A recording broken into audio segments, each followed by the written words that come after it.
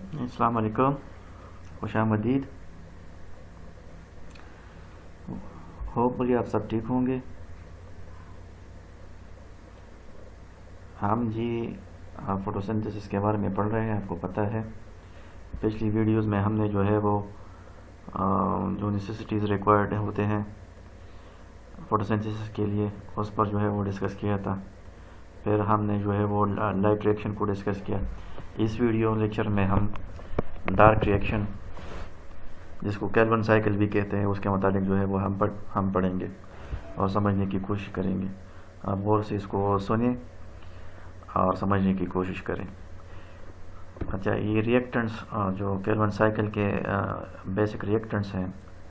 अच्छा, ये होता क्या साइट ऑफ जो है वो केल्विन साइकिल, ये क्लोरोप्लास्ट में होता है। क्लोरोप्लास्ट आप जानते हैं जो है ऑर्गेनेली है, important cell chlorophyll containing. Double membrane है, उसके जो इनर स्पेस को है उसको जो है स्ट्रोमा कहा जाता है। ये केल्विन साइकिल जो है वो स्ट्रोमा क्लोरोप्लास्ट में होता है। डार्क रिएक्शन, लाइट रिएक्शन जो है वो जो है थाइलाकोइड मेम्ब्रेन में जो है वो होता है। ये सब आप जानते हैं। रिएक्टेंट्स स्टार्ट कहाँ से होता है केल्विन साइकिल? तो राइबोलोज 1,5 बिसफॉस्फेट मॉलिक्यूल जो है वो ऑलरेडी मौजूद होते हैं स्ट्रोमा में। वो जो है वो कार्बन डाइऑक्साइड मॉलिक्यूल से जो है वो रिएक्शन कर देते हैं, जिसके नतीजे में 6 कार्बन कंपाउंड बन जाता है। वो 6 कार्बन कंपाउंड अनस्टेबल होता है और ब्रेक हो जाता है 2 मॉलिक्यूल में। 6 कार्बन मॉलिक्यूल ब्रेक कर जाता है 2 मॉलिक्यूल में, और दोनों में जो है 3 कार्बन होते हैं। उस मॉलिक्यूल 3 कार्बन मॉलिक्यूल का नाम क्या है जी? 3-फॉस्फोग्लाइसरेट, या उसको हम 3-फॉस्फोग्लाइसरिक एसिड भी कहते हैं। कार्बोक्सिलिक ग्रुप उसमें होता है। ये रिएक्शन रोबिस्को एंजाइम है। In the presence of enzyme rubisco जो है वो ये होता है। ठीक है, ये रिएक्शन बैलेंस करने के लिए और बैलेंस रिएक्शन को समझने के लिए 3 जो है वो राइबोलोज बिसफॉस्फेट मॉलिक्यूल जो होते हैं 3 कार्बन डाइऑक्साइड मॉलिक्यूल से मिलते हैं। तो कितने 6 कार्बन बनेंगी? 6 कार्बन बन जाते हैं। सही है, रिएक्शन बैलेंस करने के लिए मैं कह रहा हूँ। तो 6 कार्बन ब्रेक होंगे, एक से जो है 6 कार्बन से 3 कार्बन जो है बनते हैं। तो 6 कार्बन से कितने बनेंगे? तो 3 को 2 से ज़रब दें अब तो 6 बनेंगे। सही है, 6 जो है फॉस्फोग्लाइसरेट मॉलिक्यूल जो है ये बन जाते हैं। ठीक है, उससे जो है एटीपी मॉलिक्यूल, एक एटीपी मॉलिक्यूल एक 3-फॉस्फोग्लाइसरेट मॉलिक्यूल से रिएक्ट कर जाता है और अपना एक फॉस्फेट जो है वो फॉस्फोग्लाइसरिक एसिड को दे देता है। सही है, तो एटीपी से जो है वो एक फॉस्फेट निकल जाता है। वो रिजल्टेंट क्या, उसके पास 2 फॉस्फेट रह जाते हैं, एडीपी। ठीक है, एक फॉस्फेट जो है वो 3-फॉस्फोग्लाइसरेट जो है वो उसने पिक किया है। ये reaction in the presence of enzyme kinase होता है।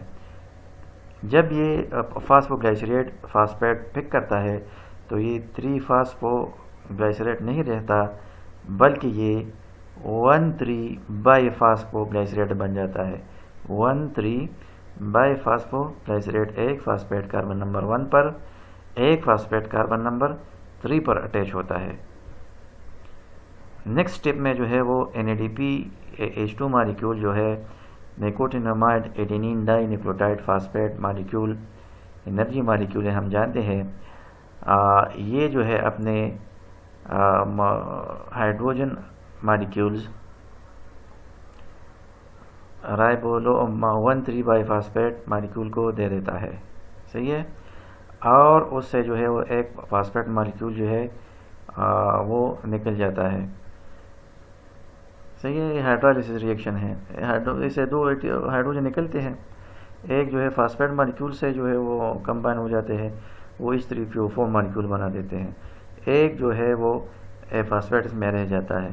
तो ये रिजल्टेंट कंपाउंड जब NADPH2 3-फॉस्फोग्लाइसरेट से रिएक्शन करने के बाद और फॉस्फेट निकलने के बाद, तो उसमें तो वो 3-फॉस्फोग्लाइसरेट तो फिर नहीं रहता ना, उसमें चेंजेस आ गई। तो वो ग्लाइसरेट से जो है वो अल्डिहाइड बन जाता है। कार्बोक्सिलिक ग्रुप से वो क्या होता है, अल्डिहाइड ग्रुप बन जाता है। जब इसे फॉस्फेट निकल जाए तो ये क्या बन जाता है, ये कंपाउंड 1,3-बाईफास्फोग्लाइसरेट से ये 6 ग्लाइसिरल्डिहाइड बन जाता है। सही ना, वो बोले आप इसको समझ रहे हैं। और एक फास्फेट मॉलिक्यूल जो है वो रिमूव हो जाता है। ठीक है, तो आप इस रिएक्शन को जो है आप फिर से जो है ज़रा रिकॉल करें। ये देखें 3 ribulose 1 bisphosphate molecule 3 carbon dioxide से मिले, 6 जो है वो 3 फास्फोग्लाइसरेट बने। 6 मॉलिक्यूल फास्फोग्लाइसरेट कितने मॉलिक्यूल? 6 मॉलिक्यूल। 3 फास्फोग्लाइसरेट मॉलिक्यूल से 6 एडीपी मिल जाते हैं, तो 6,3,1,3 बाई फास्फोग्लाइसरेट मॉलिक्यूल बन जाते हैं। उससे फिर जो है 6 जो है NADPH2 मॉलिक्यूल रिएक्ट करते हैं और इसे जो है वो फास्फेट मॉलिक्यूल रिमूव कर जाता है। गए हाइड्रोजन फास्फोग्लाइसरेट से जो है वो रिएक्ट कर जाता है, जो कि वो फास्फोग्लाइसरेट को एल्डिहाइड फॉर्म में जो है वो कन्वर्ट कर देता है। ठीक है, चूँकि ये 6 है तो यह भी जो है 6 ग्लाइसरल्डिहाइड मॉलिक्यूल जो है वो बनेंगे। ओवरऑल रिएक्शन यहाँ तक है, सही है ना। ये इस तरह राइबोलोज 1 बाई फास्फेट कार्बन डाइऑक्साइड से मिलते हैं, फास्फोग्लाइसरेट बनाते हैं, फिर बाई फास्फोग्लाइसरेट फिर जो है ग्लाइसरल्डिहाइड फास्फेट बनता है और ये कंटिन्यू होता है। n नंबर जो है ग्लाइसरल्डिहाइड जो है वो बन जाते हैं। यहाँ हमने जो है वो 6 यहाँ लिखा हुआ है ना, वो समझने के लिए, बैलेंस करने के लिए लिखा हुआ है। असल जो है वो रिएक्शन यहाँ तक है ग्लाइसरल्डिहाइड। ये 6 बनी जी, ये 6 आप यहाँ देखें, ये नाम नहीं दिया गया, लेकिन ये 3 कार्बन जो है वो जो 6 कार्बन ग्लाइसरल्डिहाइड को जो है वो रिप्रेजेंट कर रहे हैं। PgAl molecule phosphoglyceraldehyde, PgAl molecule phosphoglyceraldehyde, PgAl molecule क्या है जी? फास्फोग्लाइसरल्डिहाइड, फास्फोग्लाइसरल्डिहाइड, फास्फोग्लाइसरल्डिहाइड, फास्फोग्लाइसरल्डिहाइड। तो ये यही कंपाउंड है ग्लाइसरल्डिहाइड 3 फास्फेट। PgAl और फास्फोग्लाइसरल्डिहाइड 3 फास्फेट ये सेम थिंग। ठीक है, उसका एब्रीविएशन दिया गया हुआ है। ये कितने बने? ये रिएक्शन बताता है ना, 6 बने। 6, तो वो 6 जो है वो यहाँ जो है वो दिए गए हैं 6 के 6। ठीक है, और सारे जो है वो 3 कार्बन है, 3 कार्बन है, 3 कार्बन, 3 कार्बन, 3 कार्बन, वो अंडरस्टूड है। ठीक है, अच्छा, अगर सिस्टम को फिर क्या होता है, इन 6 में जो है 2 मॉलिक्यूल, 6 मॉलिक्यूल बने ना 3 कार्बन PgAl के, 2 मॉलिक्यूल जो है वो कन्वर्ट हो जाते हैं डाई हाइड्रोक्सी एसीटोन फास्फेट को। Di hydroxy acetone phosphate PgAl 2 molecule di hydroxy acetone molecule बनाते देते हैं, और ये रिजल्टेंट जो 4 है ये अपनी पोजीशन जो है एस PgAl मॉलिक्यूल रहते हैं, कन्वर्ट नहीं होते। और जो ये 2 कन्वर्ट हुए हैं डाई हाइड्रोक्सी एसीटोन फास्फेट को, तो इन द प्रेजेंस ऑफ एंजाइम होते हैं जिसको हम आइसोमरेज कहते हैं। फास्फोग्लाइसरल्डिहाइड और डाई हाइड्रोक्सी एसीटोन फास्फेट एक दूसरे के आइसोमर्स है। ठीक है, नेक्स्ट जो है आप जो है रिएक्शंस को तवज्जो से सुने, इसको समझने की कोशिश करें, वीडियो को पास करके जो है आप आगे जाए। नेक्स्ट क्या होता है जी, अगर सिस्टम को ज़रूरत है ग्लूकोज की, तो यहाँ ग्लूकोज बनेगा। कैसे बनेगा? ये PgAl मॉलिक्यूल कन्वर्ट हुआ डाई हाइड्रोक्सी एसीटोन फास्फेट को। ठीक है, तो इससे जो है एक PgAl मॉलिक्यूल आ जाता है और वो रिएक्ट कर जाता है। ये di hydroxy acetone phosphate 3 carbon, PgAl molecule जो है वो 3 कार्बन। ठीक है, 3 जमा 3 + 3 जो 6 कार्बन मॉलिक्यूल बन जाता है। उस मॉलिक्यूल को हम क्या कहते हैं? फ्रक्टोज 1,6 बाईफास्फेट कहते हैं। Fructose 1,6 biphosphate molecule. ठीक है, फ्रक्टोज 1,6 बाईफास्फेट मॉलिक्यूल। इसको ज़रा नोट्स शक्ल में जो है इसको मुलाजा करें। आपने जो है पढ़ा फ्रक्टोज 1,6 बाईफॉस्फेट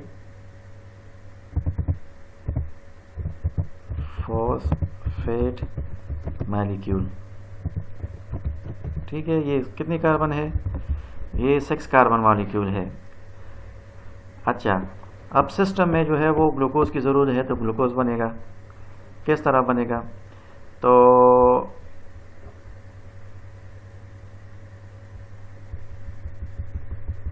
ये ग्लूकोज 1,6 बाईफॉस्फेट जो है, इसके साथ जो है वो क्या मिल जाता है?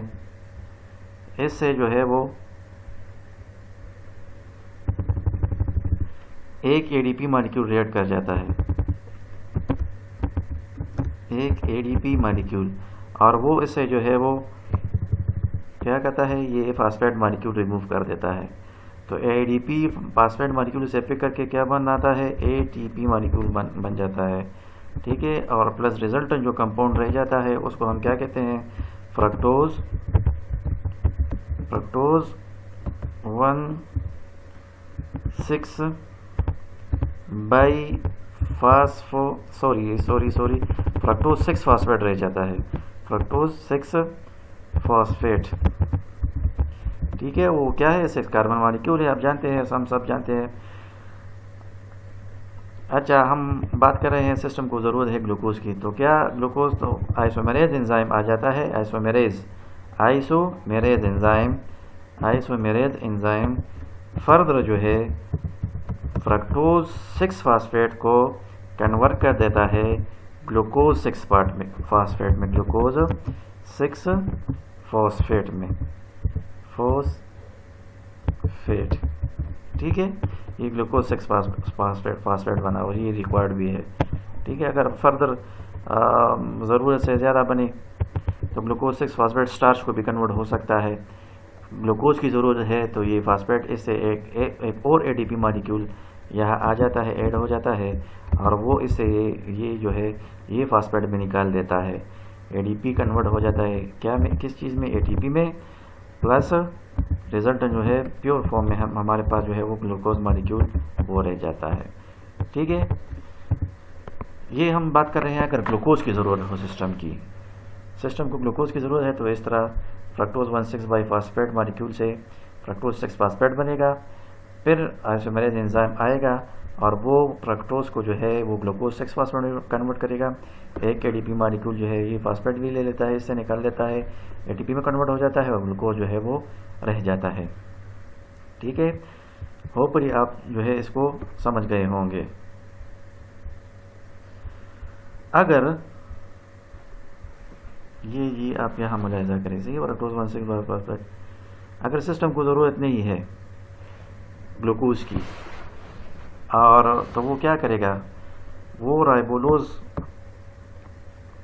बाईफास्फेट बनाएगा। ये राइबोलोज बाईफास्फेट जो कार्बन डाइऑक्साइड से रिएक्ट करके कहाँ से आता है, यही इसी रिएक्शन में बनता है।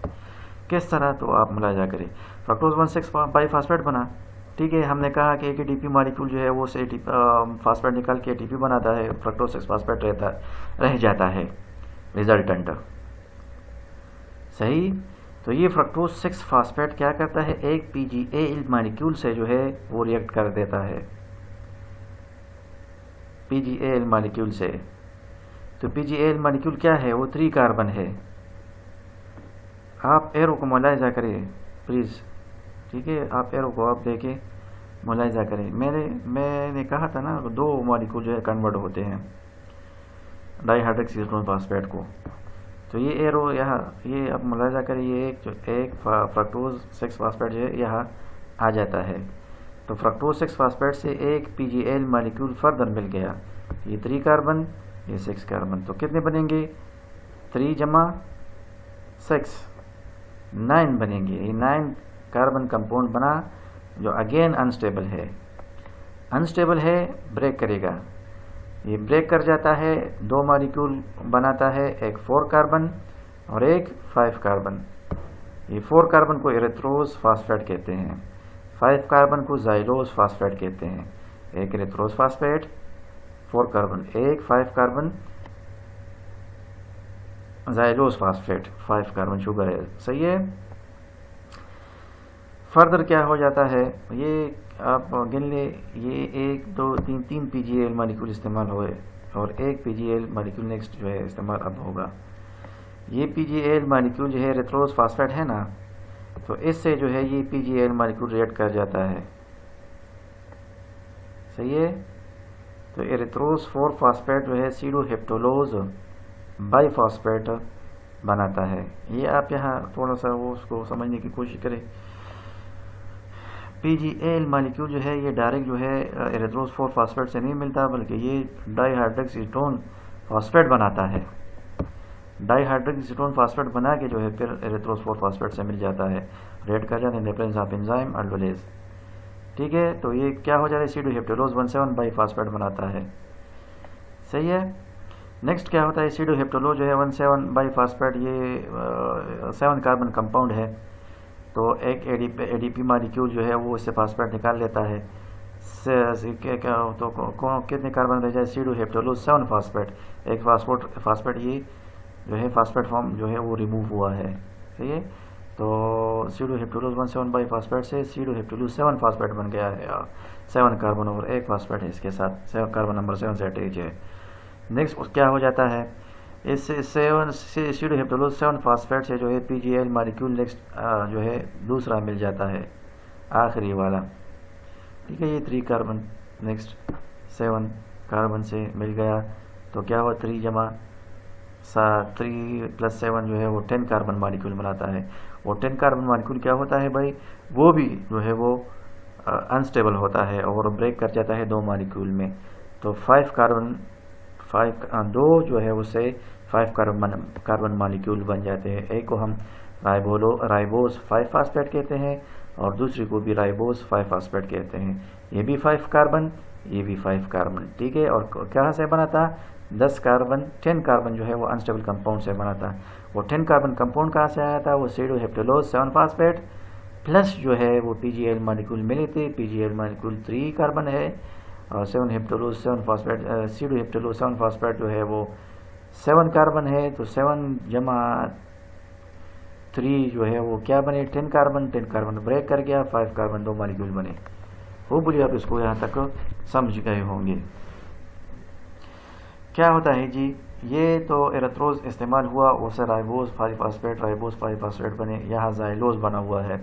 तो जाइलोज के साथ क्या हो जाता है, वो आइसोमेरेज एंजाइम इसको जो है कन्वर्ट करता है जाइलोज से राइबोस उसको बनाता है। राइबोस आप जानते हैं 5 कार्बन शुगर है। 3 जो है आपके पास राइबोस 5 फास्फेट बने, ribose 5 phosphate, ribose 5 phosphate. Ribose 5 phosphate का क्या मतलब, राइबोस 5 कार्बन है, कार्बन नंबर 5 पर जो है वो फास्फेट अटैच है। राइबोस 5 फास्फेट से क्या मुराद है, राइबो जो है 5 कार्बन है ना, carbon number 1, carbon number 2, carbon number 3, carbon number 4, carbon number 5 पर जो है फास्फेट अटैच है। इसके भी कार्बन नंबर 5 पर फास्फेट, कार्बन नंबर 5 पर फास्फेट अटैच है। सही है। तो ये 3 कार्बन आपके जो है वो 3 राइबोस 5 फास्फेट बने। नेक्स्ट स्टेप में क्या हो जाता है, हर राइबोस 5 फास्फेट के साथ एक एटीपी जो है वो रिएक्ट कर जाता है और अपना फास्फेट जो है इसको ट्रांसफर कर देता है। ये कितने मॉलिक्यूल बने राइबोस 5 फास्फेट की, 3। तो एटीपी कितने इस्तेमाल होंगे, 3 एटीपी। एक एटीपी राइबोस 5 फास्फेट को जो है अपना फास्फेट देता है, तो उससे क्या बनता है, राइबोस 1,5 बाईफॉस्फेट। इससे भी राइबोस 1,5 बाईफॉस्फेट, इससे भी राइबोस 1,5 फास्फेट बन जाता है। तो 3 राइबोस 5 फास्फेट मॉलिक्यूल है, 3 एटीपी इस्तेमाल करके एक जो है वो फास्फेट मॉलिक्यूल एटीपी से लेके ये कन्वर्ट हो जाते हैं किस चीज़ में, राइबोस 1,5 और बेस फास्फेट मॉलिक्यूल में। ये राइबोस 1,5 बेस फास्फेट मॉलिक्यूल कितने बने, यहाँ नहीं दिया गया हुआ, लेकिन ये यहाँ 3 बने। ठीक है, ये भी कन्वर्ट हुआ, ये तो यहाँ 3 आप जो है वो लगा सकते हैं, 3 राइबोस 1,5 और बेस फास्फेट। क्या होता है नेक्स्ट, 3 राइबोस 1,5 बेस फास्फेट बने, उससे जो है वो आइसोमेरेज एंजाइम जो है वो उस पर एक्शन करता है अपना और राइबोस को जो है राइबोलोज में कन्वर्ट कर देता है। राइबोस को राइबोलोज में कन्वर्ट करता है। राइबोस और राइबोलोज असल में एक दूसरे के क्या है, ये आइसोमर है। राइबोस जो है ये एल्डिहाइड है और राइबोलोज जो है ये कीटोन है। एल्डिहाइड और कीटोन का फ़र्क जानते हैं, तो ये एक दूसरे के आइसोमर हुए। जिस तरह हम कहते हैं ग्लूकोज और फ्रक्टोज जो है वो कीटोन है और जो ग्लूकोज है वो एल्डिहाइड है, दोनों जो है 6 कार्बन है। यहाँ भी वही सिचुएशन है, राइबोस 1,5 बिसफॉस्फेट जो है 5 कार्बन है, राइबोलोज बिसफॉस्फेट भी 5 कार्बन है, लेकिन एक में एल्डिहाइड फंक्शनल ग्रुप है और दूसरे में राइबोलोज में जो है वो कीटोन फंक्शनल ग्रुप है। तो यह 3 राइबोस 1,5 बिसफॉस्फेट बने। एंजाइम इन 3 राइबोस बिसफॉस्फेट को कन्वर्ट करता है 3 राइबोलोज 1,5 बिसफॉस्फेट मॉलिक्यूल में। ठीक है, अगेन हम वहाँ जो स्टार्टिंग पॉइंट पर जो है वो हम पहुंच गए और ये बात भी जस्टिफाई हुई कि ये राइबोलोज 1,5 बिसफॉस्फेट जो बना था एब्रिवेटेड फॉर्म में दिया गया है ना, तो ये कहाँ से आया था? ये एक्चुअली राइबोस 1,5 बिसफॉस्फेट जो है वो कन्वर्ट हुआ था, इसी रिएक्शन में जो है वो बनता है। ठीक है, राइबोलोज बिसफॉस्फेट को अब ज़रा इसको जो है हम पढ़ते हैं, देखिए ना, राइबोस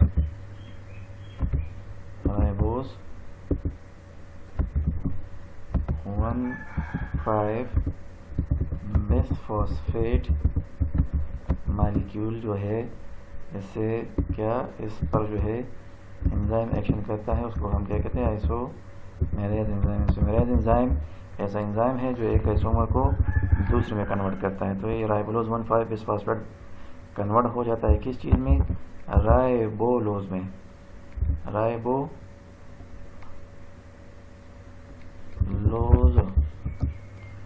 1-5 कम 5 बिसफॉस्फेट